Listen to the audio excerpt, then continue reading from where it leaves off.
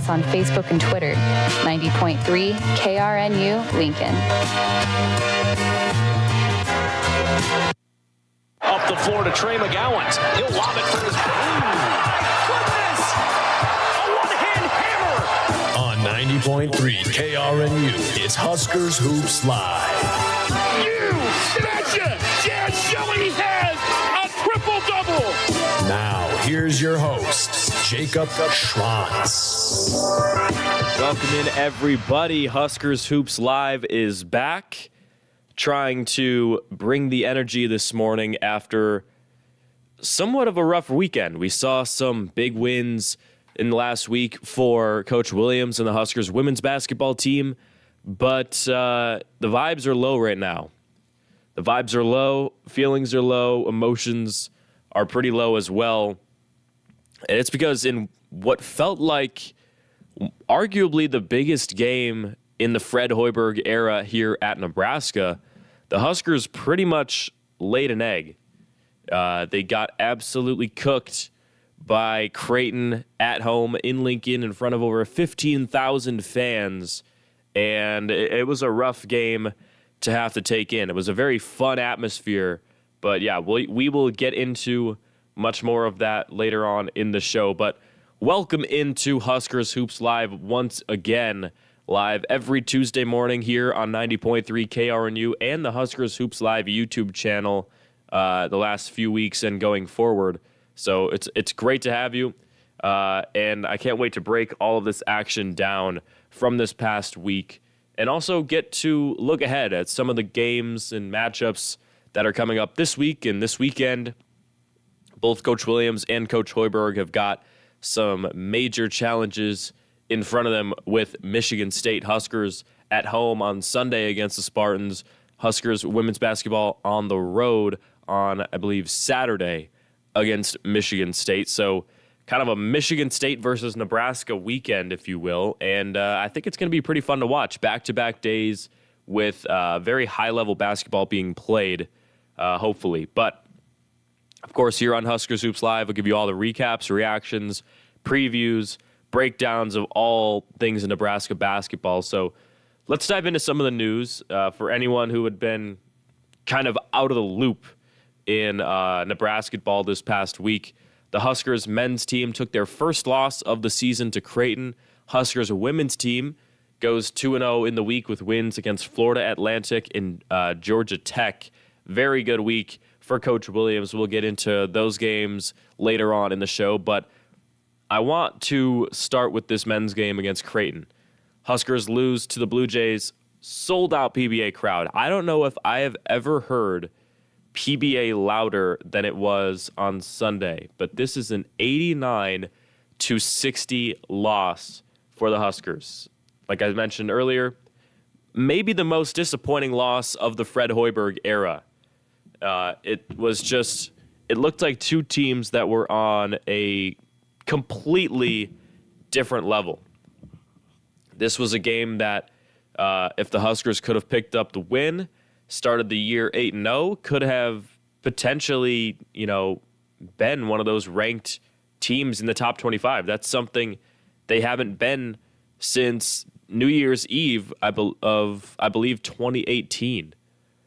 So it's been quite a while. It was very, it hasn't even happened in the 2020 decade. And this weekend was a chance to do that. It was a Creighton team that had a lot of respect nationally, top 15 in the country, only one loss on the season to a now, I think a top 12 or top 10 ranked Colorado State team. So that's actually a good loss for Creighton. That one won't hurt the resume very much, at least right now. And the Huskers just could not produce anything to the level that they need to in order to take down a team like the Creighton Blue Jays. The ranking, that's not going to happen for a little bit. Huskers are really going to have to try to respond to this loss because a lot of that hype has dropped down since this loss on Sunday. Creighton was operating, it looked like a pro team against a college team. It really did. Baylor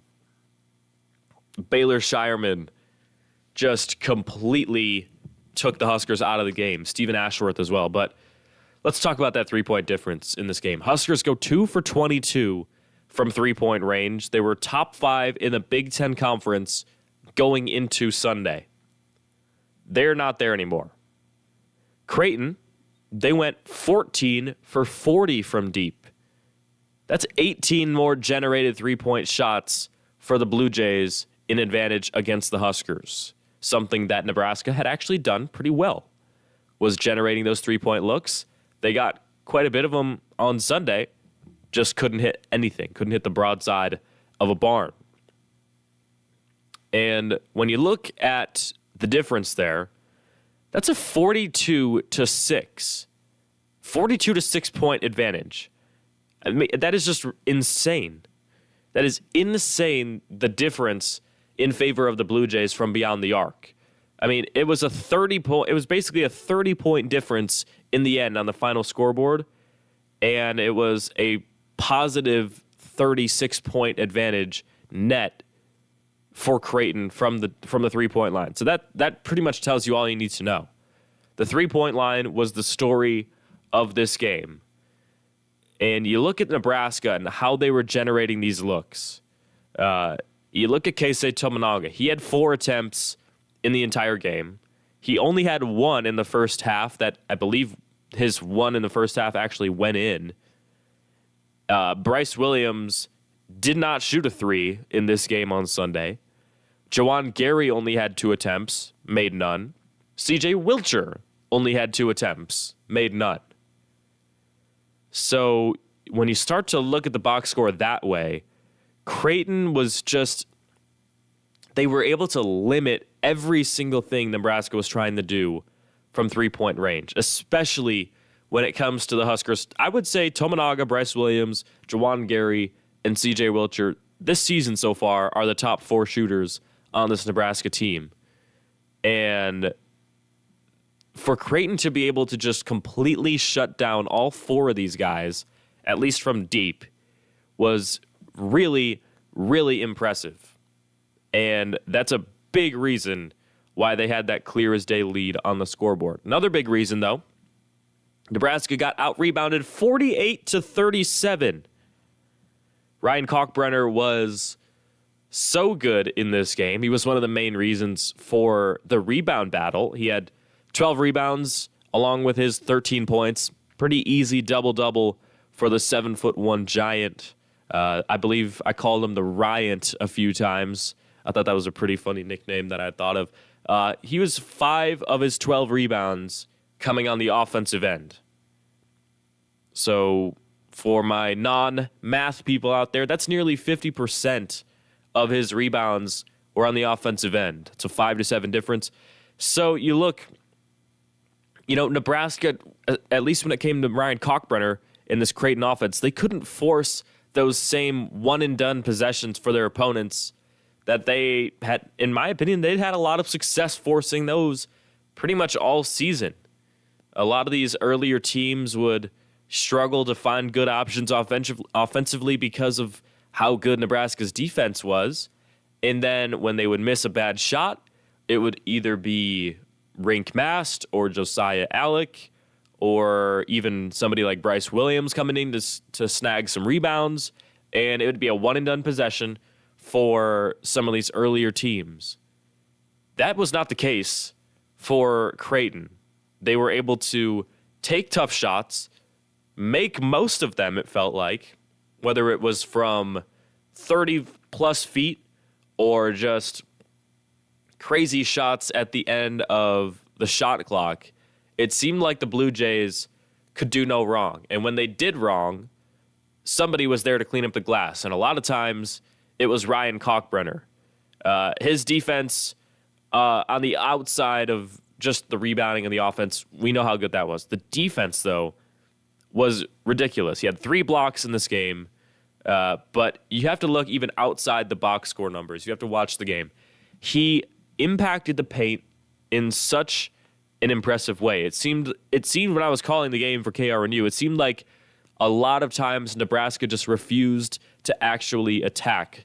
And when they did, it didn't really go that well, as he was able to either get a rejection, impact a shot some way. And I was surprised to see, I was looking back at the box score, Nebraska actually won the points in the paint battle. It was 36-34, so it's not really, oh, yes, we won it. We won it by 2. Like, great job, guys. Because it's pretty even. But when I was watching the game and I was working the game, there were just numerous times where the Huskers would drive in the lane, jump in the air, trying to attack with either a floater or go up with a hook shot or a layup off the glass. And then all of a sudden you could just see the fear in their eyes and kind of the wheels spinning in their head like, oh my God, how am I going to work around this giant defensive machine in Ryan Kalkbrenner? It just forced a ton of tough decisions, and this Nebraska team, they couldn't figure it out. So, it was a very impressive performance from Creighton. But I want to go through some of the other stuff in the box score as well. You look at Baylor Shireman, 8 of 22 from the field, 6 of 19 from 3. He actually didn't hit a three-pointer in the second half. I believe all 6 of his threes were in the first half, but he just went completely into NBA mode against Nebraska in this game. He had 24 points to lead them, 10 rebounds, one of the best rebounders career-wise in the country right now, and he really showed up. He had 19 three-point attempts, guys. That's insane. That is absolutely insane. I mean, there are games where Stephen Curry doesn't even take 19 three-pointers. It's very rare for anybody to take that many. But I've got some questions from this game. Was this a fluke performance by Nebraska, or is this kind of just the tier that this Huskers team is at?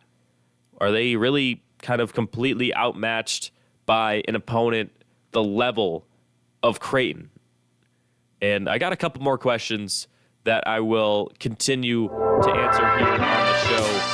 And, we'll continue to break down this Creighton game. I'll get into some of these women's basketball victories in a bit, but we'll be breaking more of this down here on 90.3 KRNU and the Huskers Hoops Live YouTube channel.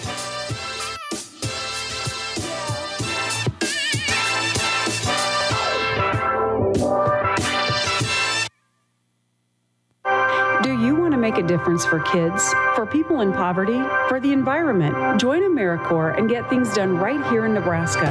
With lots of different programs to choose from, you can serve in your area of passion and develop your skills while earning money to pay for college or to repay student loans. All programs are filling AmeriCorps positions to start September 1st. Learn more and apply at serve.nebraska.gov. Sponsored by Serve Nebraska. Aired with the Nebraska Broadcasters Association and this station.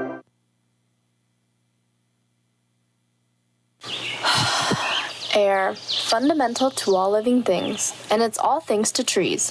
Not only do trees supply oxygen, they also provide homes to wildlife, filter water, and let's not forget their natural beauty. But the trees need your help. The Nebraska Arbor Day Foundation is doing their part to revitalize forests across the country, and you can help. Donate to the Nebraska Arbor Day Foundation today by visiting www.arborday.org. Be that breath of fresh air and ensure forests live on for future generations. If you're experiencing anxiety, depression, grief, or are even just homesick, try talking to a friendly professional at CAPS, your university's counseling and psychological service. They offer individual and group services to any registered student at UNL. International students, that means you too. Just call your university health center on city campus anytime Monday through Friday from 8 a.m. to 5 p.m. The services are easy and confidential, and the best part is the first 3 sessions are free. Go online at health.unl.edu/CAPS. This is Logan. What's up, everyone? Logan's been going to UNL for 4 years now. I know everything that's going on here. Logan is somewhat informed about campus events. Like the football game? And I think there's some kind of election, I think. Don't be like Logan. Pick up a copy of the Daily Nebraskan or follow them on Facebook and Twitter. Not only can you be updated with events on campus, you can read profiles on some of the most interesting people around Lincoln and get unique coverage found nowhere else. Because keeping up with the news is one of the most important things a student can do. you still doing with all those old t-shirts that don't even fit anymore? Why not get rid of them by donating them to Goodwill of Lincoln? Goodwill of Lincoln is a not-for-profit organization that takes nearly any household item and item of clothing.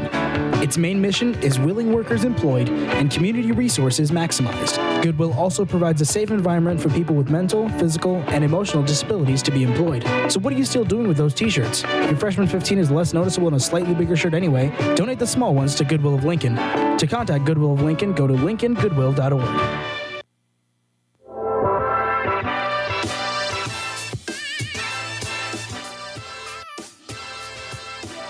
Back live here on Huskers Hoops Live on 90.3 KRNU and on the Huskers Hoops Live YouTube channel. Be able to watch back all these episodes on demand all the way through, so pretty happy to be able to bring you those options. Let's get into these questions that I've got after this Nebraska and Creighton game. Talked about the first one for a moment before the break. Was this a fluke performance by Nebraska? I think it's potentially true that it was a fluke performance. Obviously, I don't expect Nebraska to go 2 for 22 from deep every single game this year. That's not realistic. That's not who this team is. Keisei Tominaga is not going to go 1 for 4 every game. Rink Mass is not going to go 1 for 5. I don't think Josiah Alex is going to go 0 for 4 from 3 every game. He really struggled in this game. 2 for 10 from the field. He had 4 turnovers, only 6 points. It was not Josiah Alex Day against Creighton, but I just feel like this was really the first high level challenge, March Madness team level challenge that Nebraska saw this year. And I just feel like it's going to be potentially good for this team to see where they're at and make adjustments to go forward into these next few games. Who knows? We could see Nebraska come out tomorrow against Minnesota and look even better than they did during the winning streak. We could see them extremely motivated after getting embarrassed on their home court by the in-state rival. And who knows? Maybe all of a sudden we're watching a team that's even better than they were in just a few games ago when they were undefeated.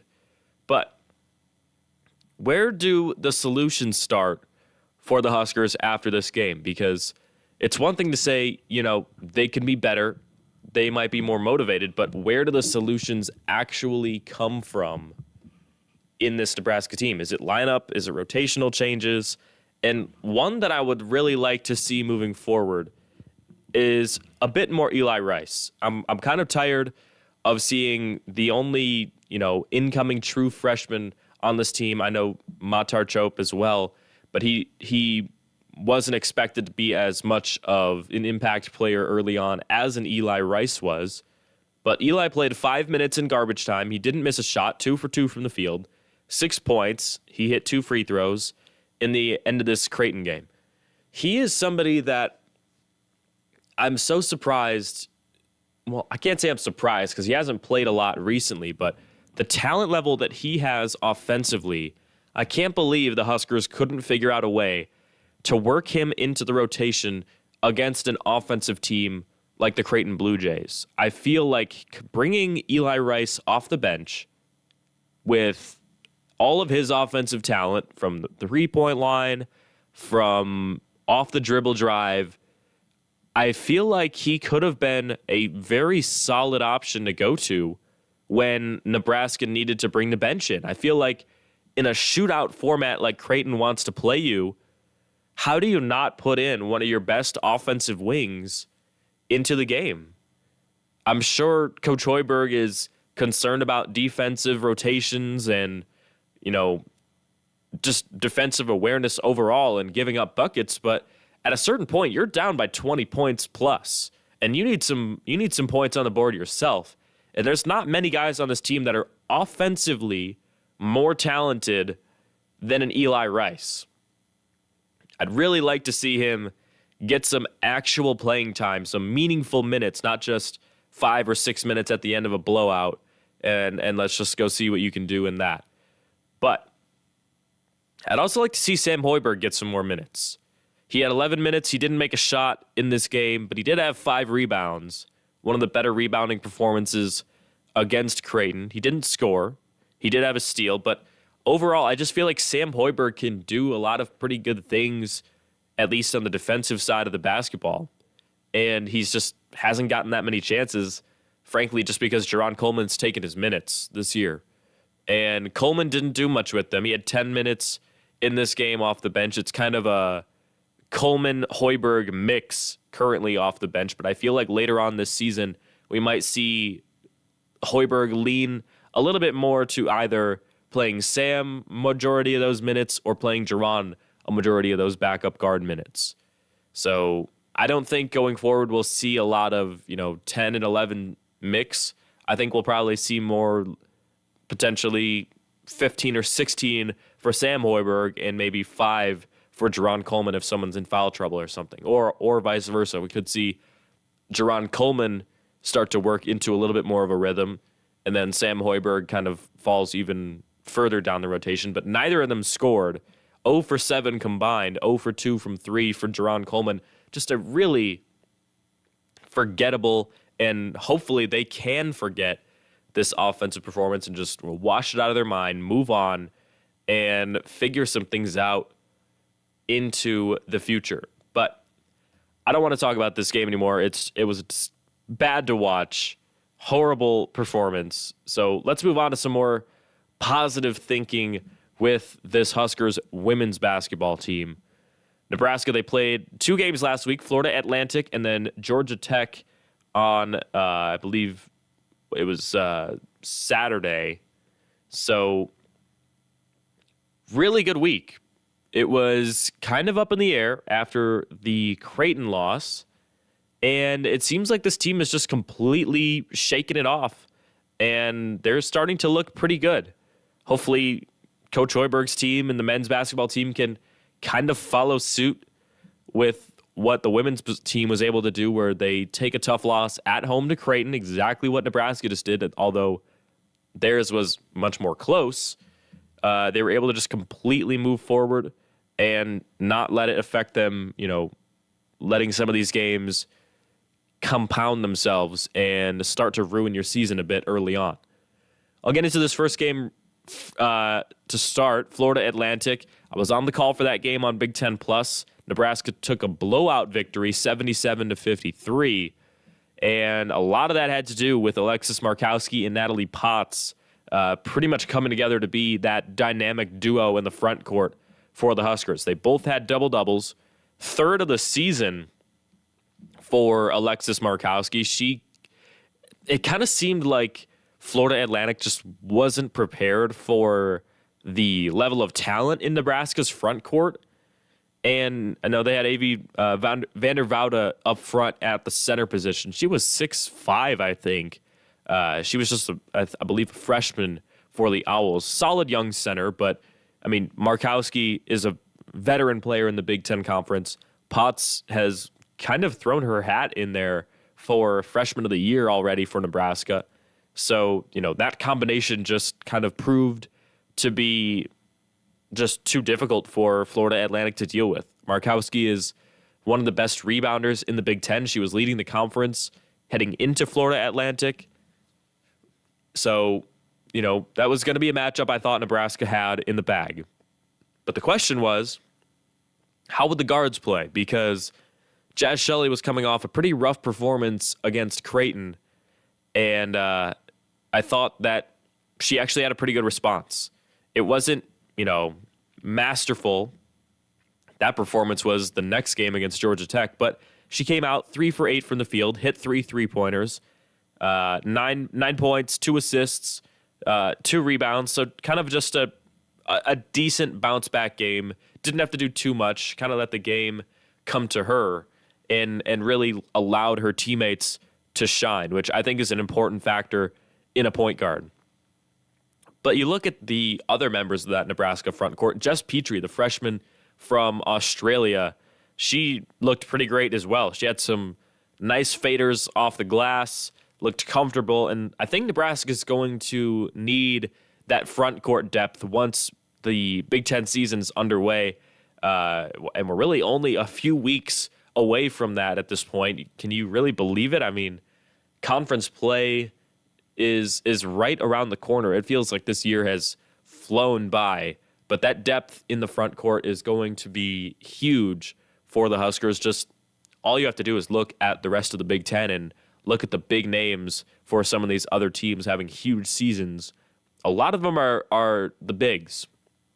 A lot of them are centers, power forwards. So it's going to be nice that Nebraska can give Markowski or give Natalie Potts a rest for a bit and be able to bring somebody like Jess Petrie in off the bench just to give some support on the offensive end while they get a rest.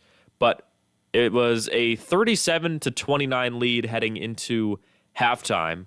But then Nebraska just really turned up the heat in the second half. They outscored the Owls 40-24, and they even scored 23 points in the fourth quarter alone. They forced 18 turnovers against the Owls, and I really liked the aggressive defense that was on display pretty much all night. Nebraska was kind of able to eliminate any impact from the Owls' best player, Anaya Hubbard. She was a really impressive guard with a good handle, and she got into foul trouble early, so you can't credit all of it to the Nebraska defense, but she had just 8 points in 13 minutes of play. So even when she was able to get back on the court with the foul trouble, it was just not her night. I mean, the Huskers defense was all over her, and there just wasn't much for her to do out there. So you got to give a little bit of credit to the defense. And then outside of that, she couldn't do what she normally does, and the Huskers were able to limit some of their second and third options. So I just really liked this defensive performance for Coach Williams, and I thought it was a pretty good showing in the first game of the week and a nice bounce back from Creighton. So nice job. And, they hadn't played in Lincoln in a while. They went and played in St. Petersburg and picked up a little bit of a 1-1 week. So nice job responding to the loss to TCU as well. I forgot to mention that as something they were working through as well. But going to step aside here on Huskers Hoops Live. Come back. We'll continue to break down this past week for the women's basketball team. Then we'll look ahead at some of these matchups in the next few days for the Huskers basketball team on 90.3 KRNU and the Huskers Hoops Live YouTube channel.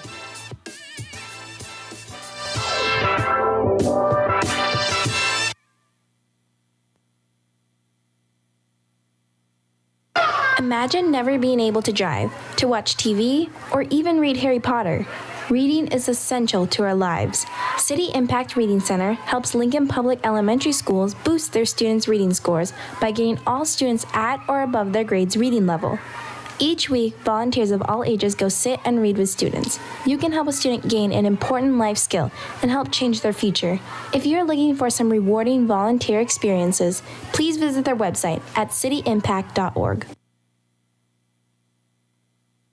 The risk of an American man developing cancer in his lifetime is a little less than 1 in 2. The risk of an American woman developing cancer in her lifetime is a little more than 1 in 3, but the death rates of cancer have been declining in men and women since the early 1990s. I relay for the support of my sister. I relay for the support of my grandfather. I relay for the support of my uncle. Keep helping those in need by participating in Relay for Life. Join us for Relay for Life at the University of Nebraska-Lincoln each year to fight back against cancer. Sign up for your community event or donate at relayforlife.org.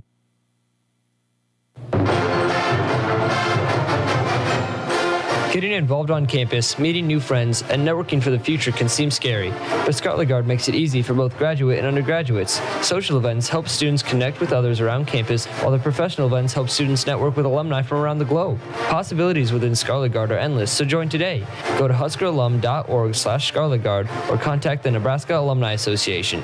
Students today, alumni tomorrow, Huskers forever.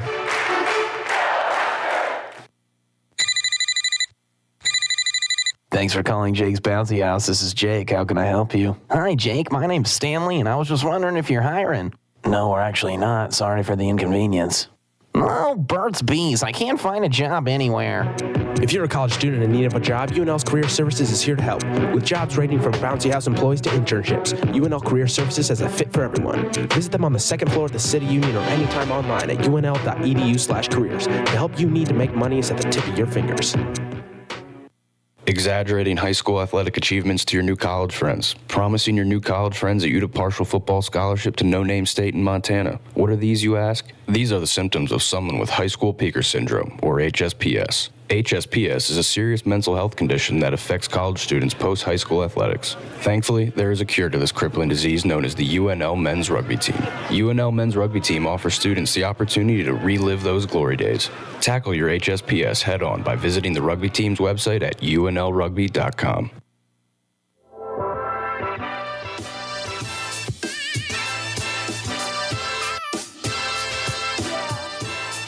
Jake Schrott's back with you here on Huskers Hoops Live. Thanks for joining me on a Tuesday morning here on 90.3 KRNU and the Huskers Hoops Live YouTube channel. Let's continue to break down this past week for the Huskers women's basketball team. If you're just joining us, I already broke down the Creighton game for the men's basketball team. So if you want to go back and listen to that, you'll be able to tune in after this show is done, and it'll be up on the Huskers Hoops Live YouTube channel. You could watch it back on demand just like all the rest of the episodes. But let's get into this Nebraska and Georgia Tech basketball game. This was also in Lincoln. My buddies Camden Cohn and Matt McMaster were on the call for this one. It was pretty entertaining to watch them get to call this game, but that's a pretty hard-fought win for Nebraska, 80-72.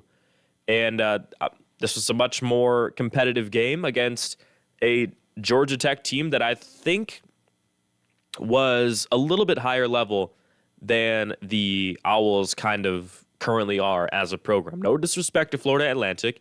They were a pretty solid team, a pretty good American Athletic Conference team, but when you compare the ACC to the AAC, it's just not on the same level as, a Power 5 or a Power 6 as Matt likes to call it in basketball in college. But a big reason this was such a close game was because of the second quarter. The Huskers lost the second quarter 20-6. Folks, these quarters scare me. Nebraska is going to lose games this year because they are going to play higher level teams than Georgia Tech.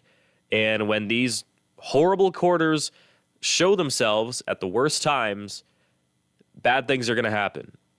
And it kind of forced Nebraska in this Georgia Tech game to have to put together a 58-point second half, only to win by 8 points. So it just shows you how unsustainable this would be if Nebraska cannot figure out how to just be able to night in and night out every quarter, be able to leave with at least double digits. It's the only way to be able to compete at a high level and make sure that you are putting yourself in a position to win these basketball games.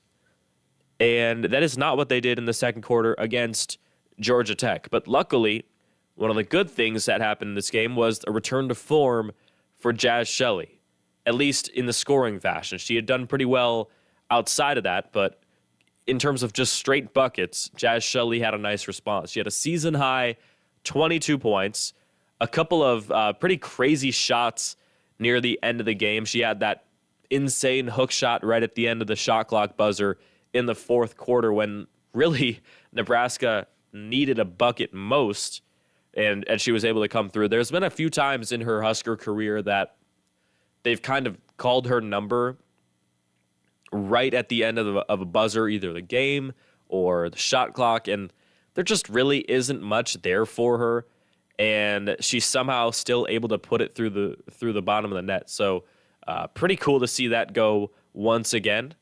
And there were quite a few crazy shots in this game, actually. Georgia Tech, they ended the first half with a halftime heave from about half court, and that one went off the glass. I already mentioned the Jaz Shelley desperation hook shot from three. And there's just something about Matt McMaster when he's calling these games in Lincoln. It seems like a crazy shot is bound to happen every time McMaster is on the call. I think he was broadcasting the Kendall Moriarty, I believe it was against Penn State, when she had that chuck all the way down the court and hit the shot at the end of a quarter last year. So, Matt, he's just a magnet for these types of plays. It's pretty funny to see it keep happening. And just overall, it was a pretty good fight for this Nebraska team to work with. And I like this early season matchup. It's an ACC Big Ten matchup. And the way that they were able to show that in the entire week, you think about these two games last week, right? You've got a game on display where you show you can win by playing ahead all the way through and keep your foot on the gas.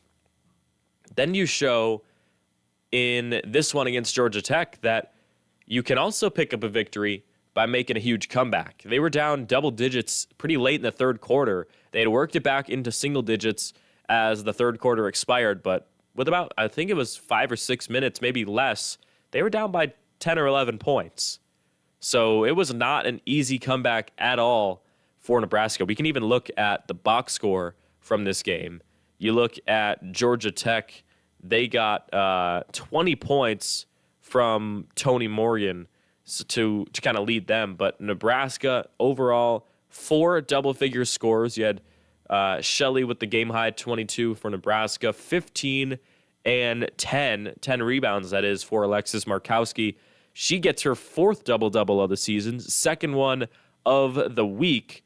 Really important that she has gotten going like this, especially because in that Florida Atlantic game, that's where the advantage was for Nebraska. So for Markowski to be able to take that advantage and do some positive things with it, that's kind of where Nebraska picked up the win in that one. And then in this Georgia Tech game, Nebraska was able to continue to have success with Alexis Markowski. And then Natalie Potts was in double figures as well, 13 points. She didn't have a double-double this game, but she did have double-figure scoring effort once more this season. She's the truth. It's week after week, I continue to wonder, is this just early season non-conference success? Is this really going to happen against good teams?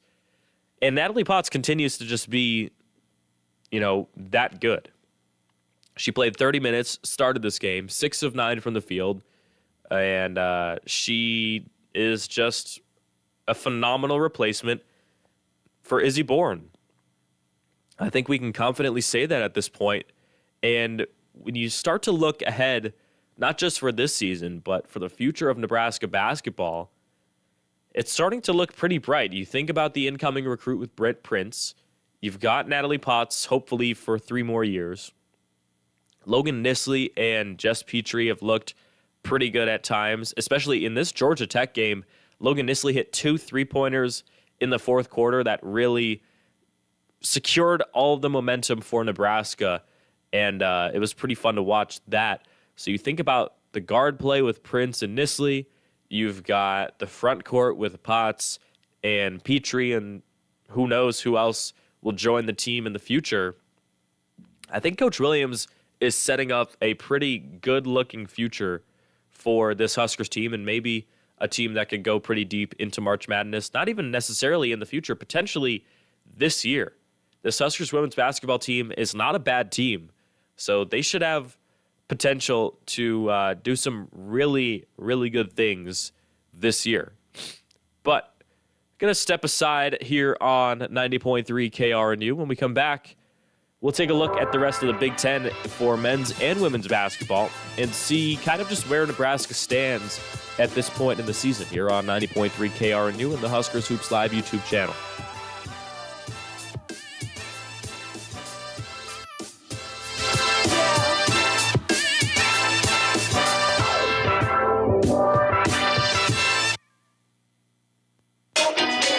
Loving Nebraska has never been easier. Spread your Husker pride with more than a flag waving in the yard on a fall Saturday. Join the Nebraska Alumni Association and spread that Husker power. Membership costs less than $1 a week, and recent graduates get a discount. So if you are ready to continue your support and remain a part of the Sea of Red, visit HuskerAlum.org to learn more and to continue cheering on your Nebraska Cornhuskers. Again, that's HuskerAlum.org.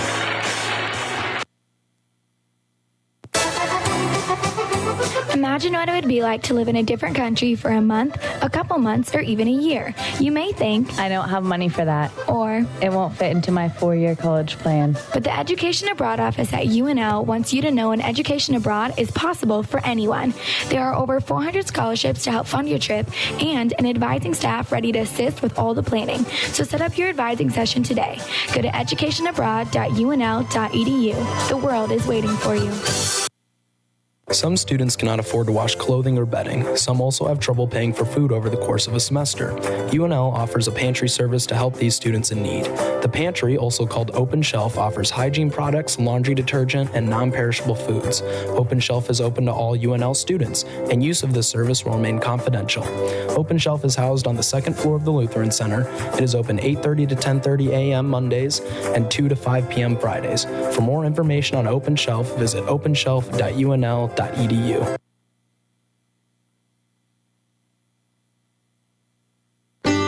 The opportunity to grow your own fruits and vegetables the way you like them is right at your fingertips. In neighborhoods just like yours, Community Crops lends various plots of land to families in which they can grow their own food. Join hundreds of families in the Lincoln community as they work this spring planting and harvesting crops in the city's 15 gardens. Start today by registering for the Community Crops Training Program, or to learn more, visit www.communitycrops.org.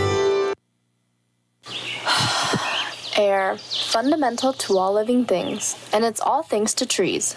Not only do trees supply oxygen, they also provide homes to wildlife, filter water, and let's not forget their natural beauty. But the trees need your help. The Nebraska Arbor Day Foundation is doing their part to revitalize forests across the country, and you can help. Donate to the Nebraska Arbor Day Foundation today by visiting www.arborday.org. Be that breath of fresh air and ensure forests live on for future generations.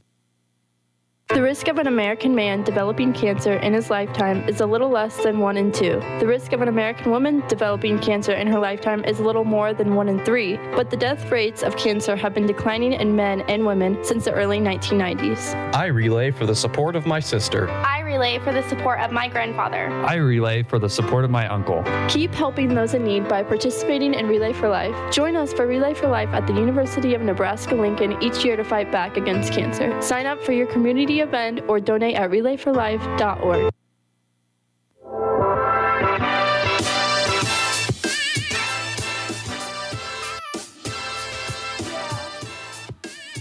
Jake Schrott's back with you here on Huskers Hoops Live. About 3/4 of the way through the show. Just about 15 minutes left remaining this week. Again, live Tuesday mornings, 8 to 9 every single week here on 90.3 KRNU and the Huskers Hoops Live YouTube channel. Now it's time to kind of just look around after a pretty busy week of basketball. Where does Coach Hoiberg and Coach Williams' teams, where do they rank in the Big Ten at this moment? You look at the men's basketball standings. Ohio State, they are 7-1. They've got a conference win. They just recently beat Minnesota. We'll get into that a little bit later on the show, just a few minutes from now. They picked up a big win over Minnesota. That's something Nebraska's going to be watching back the next day or so, or maybe Coach Hoiberg has already watched that game as Nebraska is traveling to Minneapolis on Wednesday. They will play the Golden Gophers in Minnesota. You look at Illinois at 6-1 as well. I'm kind of surprised that Ohio State has started this strong. 7-1 start for a team that lost a pretty high-level talent in the NBA draft in Malachi Branham last year. I believe it was last year with Malachi Branham. And as long as I'm not drawing a blank, Ohio State, they have a lot of freshman wings and guards who end up scoring. It might not have been Branham. I got to look this up. Hold on. Ohio State freshman guard NBA draft. I believe it was it was Bryce Sensabaugh. That's right. I knew it was something with a B. I apologize for that. Bryce Sensabaugh last year. He is now in the NBA. Branham was the year prior. So you think Ohio State, they lose out year after year on these pretty high-level guards, and they just continue to come back at this high of a level, 7-1. There's some other teams at the top, the Illinois, the Indianas, the Northwesterns, who we can talk about them for a minute. Purdue, obviously, at 8-1. They've got the most wins so far in the Big Ten overall. Those teams were kind of more expected to be good. Not sure as much with Northwestern. They're 6-1. They picked up a huge victory over Purdue a few days ago, so they are going to be very highly ranked, and they already are now, much higher than they were the week prior, as they're in the top 25. And Northwestern, they are routinely a thorn in Nebraska's side in men's basketball, so we'll see if they can continue this momentum. You look at the teams below Nebraska. The Huskers are currently a little bit higher than middle of the pack right now at 7-1. You look at Wisconsin at 6-2. They picked up a pretty impressive victory over Marquette a couple days ago, so they are now in the top 25. And you look at Rutgers and Iowa, they are kind of at that middle of the pack. Minnesota, 5-3. Michigan State at 4-3. They haven't played since last week, Tuesday. They play today, I believe. And the rest of them, obviously, Michigan, Penn State, and Maryland kind of down there in the bottom three, still figuring out their system. So very impressive start for the Big Ten. It looks like a competitive conference. I know everyone's saying it's a down year, but there are some pretty solid teams still in the top 25, and it doesn't seem like they're going anywhere. Let's look at women's basketball now. Iowa at 8-1. They have the most wins in the conference currently. And then you've got Indiana, Michigan, Michigan State, and Minnesota all at 7-1. These are four teams that Nebraska has struggled with in the past. Indiana, of course, everyone remembers last year on New Year's Day on ESPN when Indiana and Nebraska went to an overtime classic that the Hoosiers were able to pull out.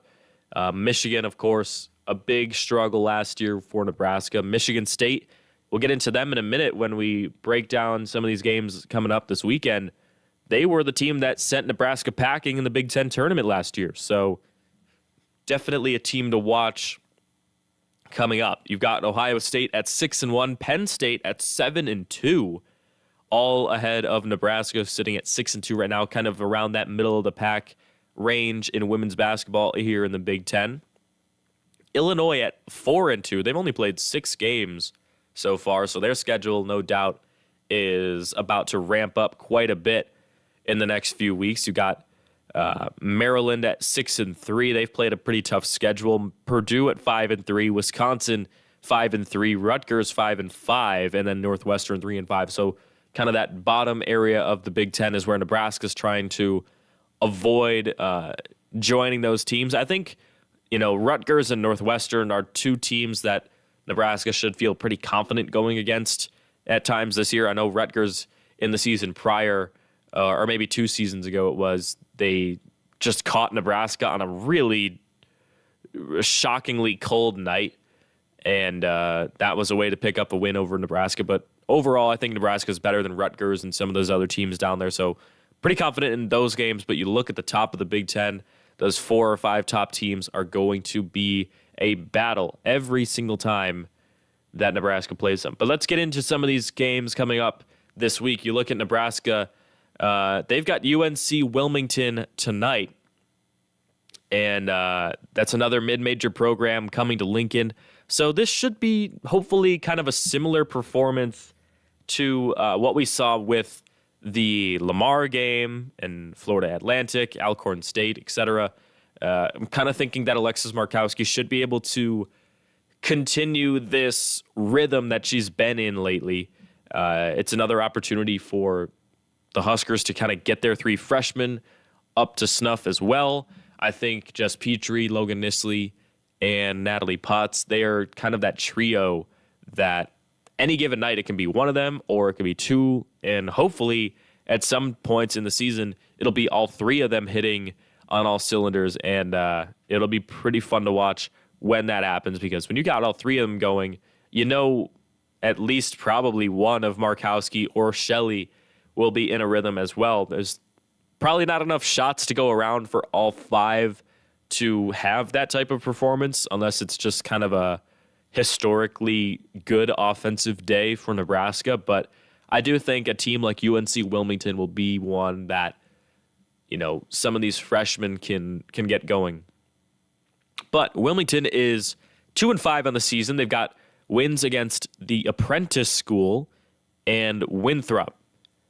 They most recently played Iowa State on the Sunday. They lost by nearly 30, 85-58. So Nebraska really should be heavily favored in this one. And I'm thinking that they should be able to take a 3-game winning streak into the Michigan State game this weekend. They head to East Lansing to play the Spartans, and it's going to be a tough one, folks. It's the first conference matchup of the season for Coach Williams in this squad. And you remember last year in the Big Ten tournament, the loss to the Spartans. They pressed a ton early on, forced a lot of just unnatural errors and possessions for the Huskers that really led to just way more turnovers than was needed in order to pick up a win in that one. And you look at this year, we mentioned it just a moment ago, the Spartans are 7-1 right now. And they don't play a game all week until Saturday against Nebraska. So they most recently played Miami of Ohio and won 89-44. Before that, they won 102-64 against DePaul. They did lose to Creighton 3 games ago. So kind of good to see that Nebraska isn't the only Big Ten team struggling to handle these Creighton Blue Jays this year, not just in women's basketball, but men's basketball. And that's their only loss on the season is to the Creighton Blue Jays. Huskers lost to Creighton and TCU. But you look at Michigan State, interestingly enough, their best scorer this season, D.J. Hageman, she ranks just 15th right now in the conference at 14.9 points per game. Yes, you can probably look at ties for scoring, and maybe it's not 15th, maybe it's 10th or 11th with all the ties. But if you go to the stats, you scroll down, at least since last night when I was putting together the show notes, she was at 15th on the website for Big Ten women's basketball scoring. But then you look at the team for the Spartans, they're ranked number 1 in the Big Ten as of last night in points per game as a team. They score 93.9 points per game. So clearly that means this is a balanced roster for head coach Robin Freilich. And Nebraska is going to have to figure out a way to kind of get their get back on the road and try to kind of continue this momentum that they've built since last week heading into these final few non-conference games. Yeah, I know Michigan State is a conference opponent. I'm saying these final non-conference games, obviously, you've got Kansas coming up and a couple more as well. But you look at the men's side of things now. Nebraska is playing Minnesota in Minneapolis on Wednesday, 8 p.m. Central Time tip-off. Gophers, they're 5-3 this season. They just dropped the first conference game of the year to Ohio State on Sunday, 84-74. But folks, Dawson Garcia had 36 points on 12 of 25 shooting. Insane numbers. They got outscored 42-28 in the first half. That's really where that loss for the Gophers came from. Garcia kind of got some help from Cam Christie and Elijah Hawkins, who had 11 points and 10 points, respectively. But you look at last year's matchups for the Huskers and the Gophers, the Big Ten tournament loss was kind of a sour taste to finish the season. It was basically at the buzzer a loss. Keisei Tominaga popped one from half court with about 1 second left on the game clock on an inbound. Almost knocked it down, and then the Huskers went home and got sent packing, and Minnesota got to continue on. But they had lost to Nebraska the previous 2 times in the regular season. Huskers got them on a home and home. So I'm thinking Nebraska should be able to come in and actually take them down once again. This is an improved Nebraska team. I still believe it, even after the Creighton performance. This is still a Nebraska team that's improved from last year. And the Gophers have some major losses coming into this season. No longer do they have Jamison Battle. Talon Cooper is no longer there to run the point guard and play all those minutes. And Jamison Battle, ironically, transferred to Ohio State, who just beat Minnesota, as I mentioned a moment ago.